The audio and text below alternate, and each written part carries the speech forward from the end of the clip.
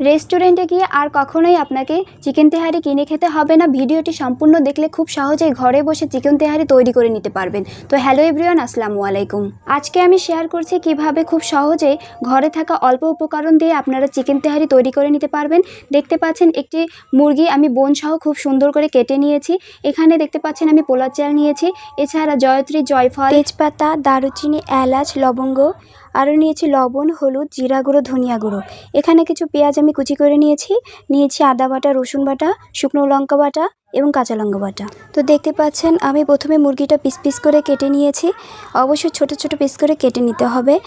এবার একটি কড়াইয়ে তেল গরম করে আমি আদা বাটা, রসুন বাটা, পেঁয়াজ বাটা দিয়ে খুব ভালোভাবে নেড়েচেড়ে কষিয়ে নিব। তো দেখতে পাচ্ছেন আমি নেড়েচেড়ে এভাবে কষিয়ে নিচ্ছি। নাড়তে নাড়তে যখন কিছুটা লাল হয়ে আসবে তখন বুঝতে হবে এটা ভাজা ভাজা হয়ে গেছে। এবার খুব ভালোভাবে চিকেনগুলো মশলার সাথে কষিয়ে নেব। এখানে আমি হলুদ গুঁড়া, জিরা গুঁড়া, ধনিয়া গুঁড়া, স্বাদমতো লবণ দিয়ে খুব ভালোভাবে কষিয়ে নেব।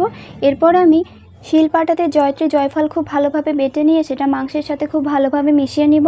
মাংসের সাথে মশলাগুলো খুব ভালোভাবে কষিয়ে নিয়ে এতে আমি অল্প পরিমাণ চিনি অ্যাড করে দিচ্ছি। খুবই সামান্য পরিমাণ চিনি দিতে হবে। এভাবে চিকেন তেহারি মাংসটা আমার রেডি হয়ে গেল। এবার চুলাতে একটি হাঁড়ি বসিয়ে তাতে অল্প পরিমাণ তেল দিয়ে নিব। তেলের মধ্যে পেঁয়াজগুলো ভেজে বেরেস্তা তৈরি করে নেব এবং এটা আমি উঠিয়ে রাখবো পরে দেওয়ার জন্য। একই তেলের মধ্যে কিছুটা তেজপাতা, দারুচিনি, এলাচ দিয়ে এরপর আমি পোলাওয়ের চালগুলো খুব ভালোভাবে মিক্সড করে নেব। তো চালগুলো ভালোভাবে ভাজা হয়ে গেলে এতে আমি পরিমাণ মতো গরম পানি অ্যাড করে কিছুক্ষণ দমে দিলে দেখা যাবে পানিটা শুকিয়ে এসেছে। এবার মাংসগুলো ভাতের সাথে অ্যাড করে পরিমাণ মতো গরম পানি দিয়ে কিছুক্ষণ ঢাকনা দিয়ে ঢেকে রাখবো। তো এর মধ্যে আমার চিকেন তেহারি রেডি হয়ে যাবে। এবার ভাতগুলো খুব ভালোভাবে নেড়ে চেড়ে আবার কিছুক্ষণ দমে দিয়ে রাখবো। তো এভাবেই আমার চিকেন তেহারি রেডি হয়ে গেল। এবার কিছু কাঁচা লঙ্কা আমি এর উপরে দিয়ে দিচ্ছি। এখন আমি কিছুটা ভাত একটি পাত্রে নিয়ে নিচ্ছি। দেখতে পাচ্ছেন ভাতগুলো অনেক বেশি ভালো এবং ঝরঝরে হয়েছে।